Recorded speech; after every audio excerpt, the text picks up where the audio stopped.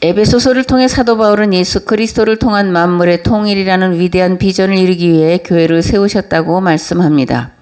예수 그리스도 안에서 만물을 통일할 교회와 성도들에게 이것을 이루기 위해 어떻게 무장해야 할지를 말씀하고 나서 믿음의 계대를 이어갈 가정이 어떠해야 하는지를 강조하고 있습니다. 그리고 마지막으로 마귀의 권세와 어떻게 영적 싸움을 하여 승리할 것인지에 대해서 당부하면서 편지를 마무리하고 있습니다. 오늘 함께 나눌 말씀은 에베소서 6장 10절에서 20절 말씀인데 봉독을 하겠습니다. 끝으로 너희가 주 안에서와 그 힘의 능력으로 강건하여지고 마귀의 간계를 능히 대적하기 위하여 하나님의 전신갑주를 입으라. 우리의 씨름은 혈과 육을 상대하는 것이 아니요 통치자들과 권세들과 이 어둠의 세상 주관자들과 하늘에 있는 악의 영들을 상대함이라. 그러므로 하나님의 전신갑주를 취하라. 이른 악한 날에 너희가 능히 대적하고 모든 일을 행한 후에 서기 위함이라. 그런즉 서서 진리로 너희 허리띠를 띠고 의의 호신경을 붙이고 평안의 복음이 준비한 것으로 신을 신고 모든 것 위에 믿음의 방패를 가지고 이로써 능히 악한 자의 모든 불화살을 소멸하고 구원의 투구와 성령의 검 곧 하나님의 말씀을 가지라. 모든 기도와 간구를 하되 항상 성령 안에서 기도하고 이를 위하여 깨어 구하기를 항상 힘쓰며 여러 성도를 위하여 구하라. 또 나를 위하여 구할 것은 내게 말씀을 주사 나로 입을 열어 복음의 비밀을 담대히 알리게 하옵소서 할 것이니 이 일을 위하여 내가 쇠사슬의 메인 사신이 된 것은 나로 이 일에 당연히 할 말을 담대히 하게 하려 하심이라. 아멘. 그리스도인의 싸움은 혈과 육을 입은 사람을 상대해서 싸우는 것이 아니라는 것을 알아야 합니다. 교회와 성도가 싸우는 대상은 통치자들과 권세들과 어둠의 세상 주관자들과 하늘에 있는 악의 영들인데 이들은 하나같이 마귀에게 속한 존재들입니다. 이들은 권력과 힘과 무력을 가지고 지배하고 착취하고 억압하는 존재들입니다. 그렇기 때문에 이들과 싸워 이기는 것은 사람의 힘만으로는 불가능하고 오직 성령님의 권세를 덧입고 싸워야만 이길 수 있습니다. 그렇게 사도 바울은 반드시 하나님의 전신갑주를 입어야 한다고 말씀하고 있는 겁니다. 하나님의 전신갑주만이 영과 육의 싸움에서 승리할 수 있는 유일한 길인 줄을 믿습니다. 아멘.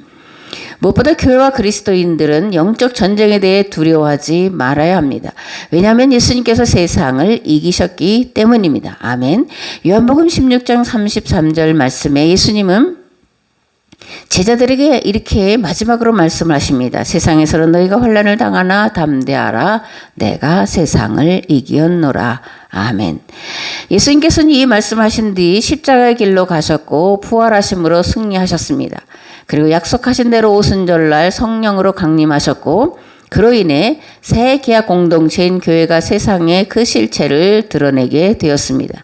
이제 교회와 성도는 교회의 영이신 성령님의 도우심으로 통치자들과 권세들과 어둠의 세상 주관자들과 하늘에 있는 악의 영들과 싸워 반드시 승리해야 할 책무가 주어져 있다는 것을 기억하고 하나님의 전신갑주를 입는 일에 최선의 노력을 기울여야 할 줄 믿습니다. 아멘.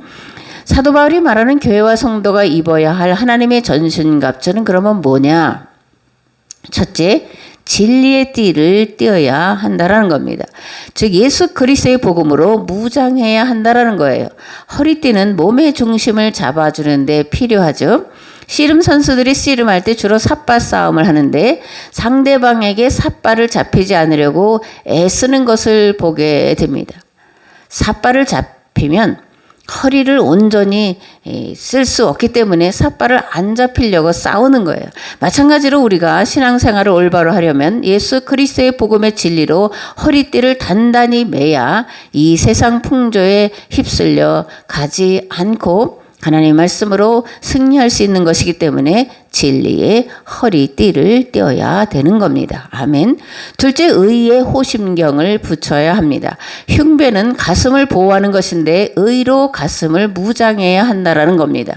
그렇다면 의의 호심경은 무엇을 말하는 걸까라는 건데 예수 그리스도의 십자가를 말하는 겁니다. 아멘. 그러면 십자가의 역할은 무엇이냐? 정의와 공의를 강같이 흐르게 하는 것, 즉 희년을 실현하게 하는 힘과 능력인 줄을 믿습니다. 아멘. 율법과 예언자가 선포한 말씀의 핵심은 희년을 실현하라는 것이었습니다. 이 땅의 공의와 정의를 실현하라는 것이었어요. 누가복음에 의하면 예수님이 이 땅에 오신 목적이 희년을 실현하는 거다라고 말씀하고 있는 것을 알 수가 있습니다. 그런데 마태와 마가복음은 예수님이 이 땅에 오신 것은 이 땅에 하나님 나라를 세우기 위함이라고 말씀합니다. 그렇다면 이 둘이 다른 것이냐? 아닙니다. 같은 것을 달리 표현한 것뿐이다 라는 거예요. 이 땅에 이루어야 할 하나님 나라는 희년이 실현된 나라, 곧 공의와 정의가 실현된 거룩한 나라이기 때문입니다. 아멘. 마태복음 3장 1절에서 5절 말씀에 보면 그 무렵에 세례자 요한이 나타나서 유대 광야에서 선포하여 말하기를 회개하여라 하늘나라가 가까이 왔다 하였다. 요한이 잡힌 후 예수께서 갈릴리에 오셔서 하나님의 복음을 전파하여 이르시되 때가 찼고 하나님의 나라가 가까이 왔으니 회개하고 복음을 믿으라 하시더라. 누가복음 4장 16절에서 19절 말씀을 보겠습니다. 예수께서 그 자라나신 곳 나사렛에 이르사 안식일에 늘 하시던 대로 회당에 들어가사 성경을 읽으려고 서심해 선지자 이사야의 글을 들이거늘 책을 펴서 이렇게 기록된 데를 찾으시니 곧 주의 성령이 내게 임하셨으니 이는 가난한 자에게 복음을 전하게 하시려고 내게 기름을 부으시고 나를 보내사 포로된 자에게 자유를 눈먼 자에게 다시 보게 함을 전파하며 눌린 자를 자유롭게 하고 주의 은혜의 해를 전파하게 하려 하심이라 하였더라. 아멘. 예수님이 이 땅에 오신 목적이 무엇입니까? 우리의 죄를 대속하기 위해서입니다. 그렇다면 대속의 목적은 무엇인가? 하나님 나라를 이 땅에 실현할 힘과 능력을 교회에게 주셔서 이 땅에 하나님 나라를 이루게 하시려는 데 있습니다. 아멘. 그렇다면 예수님이 대속하신 죄는 무엇일까? 세상을 구원할 공동체로 세워진 이스라엘이 지은 계약 파기 죄와 스스로 해결할 수 없는 죄의 문제를 해결하기 위해서였습니다. 하나님께서 애굽에서 종노릇하던 아브라함의 후손들과 모세의 요청에 응답한 수단 잡족들을 광야로 이끌어내신 이유와 목적은 그들로 하여금 가나안 땅에 들어가서 거룩한 나라를 만들어 세상에 보여주어 세상을 구원하도록 하기 위함이었습니다. 아멘. 이들은 가나안 땅에 들어가서 사사시대 400년 동안 가나안 지역을 이스라엘화했습니다. 이후 사무엘이 등장하여 미스바에서 계약을 갱신했고 그런 다음에 왕을 세우는 일을 했는데 사무엘의 구상은 상시사사를 세워서 이스라엘 주변 국가들을 이스라엘화하는 것, 즉 구원의 영역을 이스라엘 밖으로 확장하는 것이었습니다. 아멘. 그런데 사무엘의 구상이 사울과 다윗의 연이은 실패로 물거품이 되었고 그때로부터 계약법을 범하는 죄의 길로 나아갔는데 특히 다윗과 솔로몬 시대에 극에 달했고 그 결과 남북으로 나누어지고 그리고 북이스라엘이 먼저 그 다음에 남유다가 멸망을 하고 말았습니다. 이후 포로지에서 70여 년 각고의 노력 끝에 계약법으로 돌이킬 수 있었고 하나님께서는 계약법을 실천할 수 있는 기회를 다시 한번 주셨는데 포로 귀환이었습니다. 아멘. 시편 126편은 바벨론을 떠나 조상들의 땅으로 다시 돌아오는 백성들이 얼마나 기뻐했는지를 잘 보여주고 있습니다. 여호와께서 시온의 포로를 돌려보내실 때에 우리는 꿈꾸는 것 같았도다. 그때 우리 입에는 웃음이 가득하고 우리 혀에는 찬양이 찼었도다. 여호와께서 우리를 위하여 큰 일을 행하셨으니 우리는 기쁘도다. 여호와여 우리의 포로를 남방 시내들같이 돌려보내소서. 아멘. 그런데 이런 큰 기쁨과 희망으로 돌아온 이스라엘 백성들 앞에 놓인 현실은 어땠냐? 암담하기 짝이 없었다라는 거예요. 당장 거할 집도 없고 먹고 사는 문제를 해결할 방법도 없었습니다. 성전 재건을 멈춘 지 20년이 지났고 살기 위해 이방인과 통혼하는 이들이 생겨나기까지 했습니다. 이러한 때에 등장한 이가 에스라와 느헤미야인데 에스라는 학사 겸 제사장으로 이스라엘 백성들에게 율법을 가르치는 일을 담당했고 느헤미야는 총독으로 정치적인 부분을 담당하면서 귀한 공동체를 이끌어 갔습니다. 특히 에스라는 율법을 경전으로 하는 유대교를 창시했는데 그래서 에스라를 유대교의 아버지다라고 부르고 있습니다. 문제는 페르시아 이후 등장한 헬라 제국인데요. 헬라 제국이 급속히 지중해 연안을 정복해 나가면서 그들의 철학과 사상으로 정복한 국가들을 헬라화했다라는 데 있습니다. 이러한 헬라화 작업에 가장 직격탄을 맞은 것이 유대예요. 다른 지역들은 아무 거부 반응 없이 이 헬라 철학과 사상을 받아들였지만 유대인들은 받아들일 수가 없었습니다. 그래서 이러한 문제를 어떻게 해결할까? 유대 사회를 헬라화해서 막아낼 방도는 없을까? 그것을 찾아내고자 나섰던 자들이 바리새인 서기관과 율법학자들인데 이들이 헬라화 정책을 막아내기 위해 만든 것이 유대교 율법이라는 거예요. 유대교 율법이란 10계명 중에 안식일법을 강화하는 것과 할례법과 음식규례와 정결례를 강조하는 것이었는데 이것을 시내산 율법과 구분하기 위해서 유대교 율법이다 이렇게 부르고 있습니다. 율법 조항을 강조하는 것과 함께 유대 사회를 분열시키고 옥죄게 하는 것이 있었는데 인과응보 사상이에요. 이 인과응보 사상은 바벨론에서 이들이 회개하고 하나님께 돌이키게 하는 특효약이었는데 이거는 공동체에 적용되었던 사상이라는 거예요. 그런데 헬라화 정책을 막아내는 과정 중에서 이 인과응보 사상을 개인에게 적용하는 패착을 하고 말았다라는 겁니다. 바리새인들은 가난하거나 병든 것은 죄를 지어 하나님께 심판받은 결과라고 가르쳤습니다. 부한 자나 건강한 자는 의인이요 가난한 자나 병든 자는 죄인이라고 하는 굴레를 씌워서 이스라엘 사회를 의인과 죄인으로 양분해 놓고 말았습니다. 세상을 구원할 계약 공동체라는 자기 정체성을 상실하고 말았고 그 결과 이스라엘과 맺은 계약은 파기되기에 이르렀습니다. 이러한 때 하나님께서 세상을 구원하시려고 사람으로 오셨는데 예수 그리스도십니다. 아멘. 예수님의 공생애는 새 계약 공동체에 참여할 자들을 부르시는 과정이었고 대상은 유대 사회에서 인과응보 교례에 의해 죄인으로 낙인 찍힌 가난한 자, 병든 자, 안식일에도 쉴 수 없는 직업을 가진 목동 일용직 노동자, 어부 등이었습니다. 예수님의 죽으심과 부활 그리고 성령으로 강림하신 것은 그리스도의 몸인 교회를 이 땅에 세워 세상을 구원하기 위함이었습니다. 그러므로 그리스도의 몸인 교회는 공의와 정의를 이 땅에 실현하기 위해 즉 하나님 나라를 세우기 위해 예수 그리스도께서 가신 십자가의 대속의 길을 가야 합니다. 이것이 의의 호심경을 붙이는 거라는 말씀입니다. 아멘.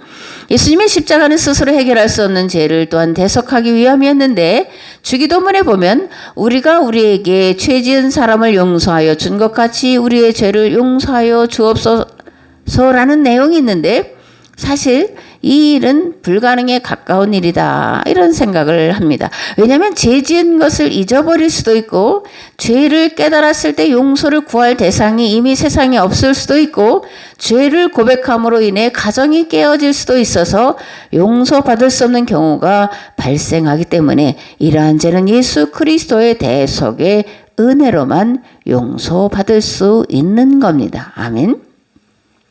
셋째, 평안의 복음을 전하는 신을 신어야 합니다.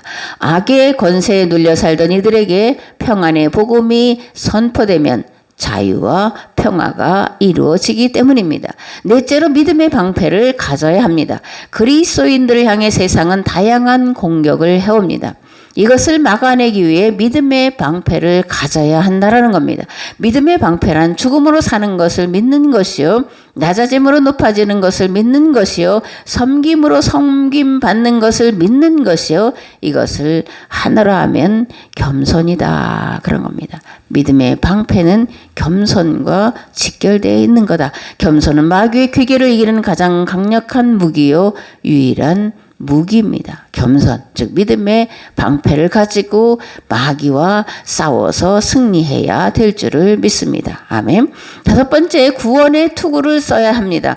구원의 소망을 가지고 죄의 유혹과 도전을 막아내야 해요. 항상 예수 그리스도께 복종하여 두렵고 떨림으로 구원을 이루어 가야 합니다.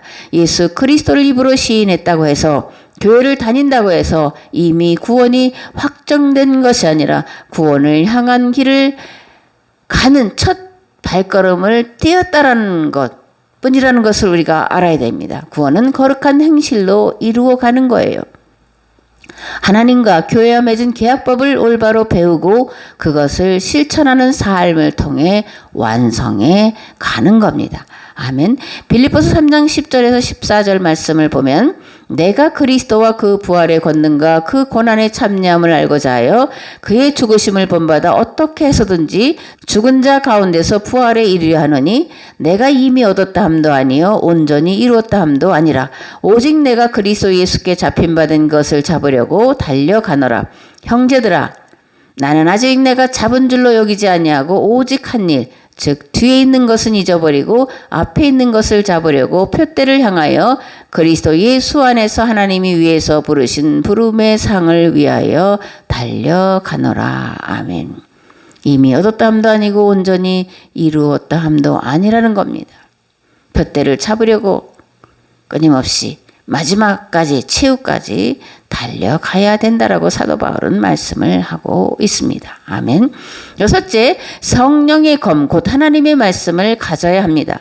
하나님의 말씀은 방어용이고 또한 공격용이에요. 마귀의 악한 권세를 깨트리고 악의 초롱성을 깨트리는 양날의 검입니다. 하나님의 말씀은 살아있고 활력이 있어 좌우에 날선 어떤 검보다도 예리하여 혼과 영과 및 관절과 골수를 찔러 쪼개기까지 하는 줄 믿으시기 바랍니다. 아멘. 또한 하나님의 말씀은 우리의 내면에 깊이 숨어있는 본성의 악, 오늘 교회가 다시 살아나기 위한 특효약이 에베소서다라는 결론을 내리게 됩니다. 그래서 다시 한번 교회가 무엇인지, 교회의 역할은 무엇인지에 대해서 축약해서 말씀을 드리겠습니다. 첫째, 예수 그리스도는 교회의 몸이시고 몸인 교회의 머리십니다. 에베소서 1장 23절 말씀에 보면, 교회는 그리스도의 몸이요 만물 안에서 만물을 충만하게 하시는 예수님의 충만함이다, 이렇게 말씀을 하고 있습니다. 둘째, 성경은 어떻게 구원받는다고 말하고 있을까라는 건데, 그리스도의 몸인 교회를 통해 계명을 지켜 행함으로 구원받는다라고 성경은 말씀하고 있다라는 거예요. 아멘. 또 교인 명부는 생명록과 같다라는 걸 우리가 알아야 됩니다. 교회 교족부에 이름이 올라있는 이들은 하나님 앞에 놓인 생명록에 그 이름이 기록되어 있는 것과 같은 거라는 거예요. 그러므로 반드시 교회에 속하고 그 속한 교회의 교족부에 이름을 올리고 신앙생활을 해야 되는 겁니다. 아멘. 교회에 속한다는 것은 구원이 시작되었다라는 것을 말하는 거예요. 믿는다라는 것은 교회 공동체에 속하여 서로 사랑하라는 새 계명을 실천함으로 구원을 이루어 가게 되었다라는 것을 믿는 겁니다. 성도는 예수 그리스도의 죽으심으로 인해 교회에 속하게 되었고, 교회에 속하여 새 계약을 지킴으로 구원에 이른다라는 것을 믿는 거룩한 무리들을 일컫는 이름입니다. 아멘. 복음서에서 예수님은 십자가에서 죽으신 것을 믿으면 구원받는다고 하신 적이 없다라는 겁니다.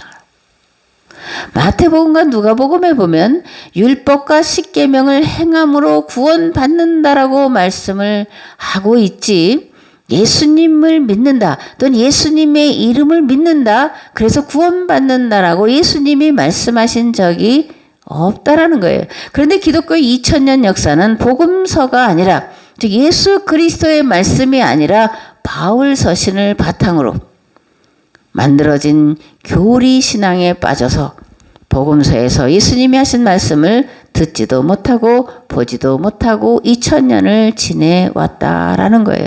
그렇다면 사도 바울은 왜 예수 그리스도로만 구원받는다라고 말했을까? 라는 건데, 유대인들은 유대교 율법 조항을 지키면 의롭게 된다고 가르쳤고 그렇게 믿었습니다. 율법 조항을 지키는 그 행위를 통해 자력으로 구원에 이른다고 믿었기 때문에 그것이 잘못되었다라는 것을 말하고자 한 거예요. 사도 바울은 예수 그리스도에 오신 목적이 이 땅에 하나님 나라를 이루기 위함이라고 말씀합니다. 하나님 나라를 이루기 위한 방법은 서로 사랑하는 것이요. 그 방법이 희년실현, 즉 교회 공동체가 서로 자기의 것을 내놓아 함께 배불리 먹고 사는 것이라고 사도행전에서 강조하고 있다는 것을 우리가 알아야 됩니다. 아멘. 예수 그리스도로만 구원받는다라고 하면 문제가 있는데 뭐냐면 교회가 빠지게 된다라는 거예요. 예수 그리스도로만 구원받는다라고 하면 그러면 굳이 교회에 나갈 필요가 어디 있냐 이렇게 생각하게 된다라는 겁니다. 그렇게 이제부터 구원은 교회를 통해서만 받는다라고 말해야 할 줄 믿습니다. 아멘. 마태복음 16장에서 예수님은 내가 이 반석 위에 내 교회를 세우리니 음부의 권세가 이기지 못하리라 라고 말씀하고 있습니다. 성령님은 교회의 영이십니다. 교회를 통해 이 땅에 하나님 나라가 임하도록 돕는 보혜사이십니다. 우리가 잊지 말아야 할 중요한 것이 있는데 교회에게는 메고 푸는 권한과 책임이 주어졌다라는 거예요.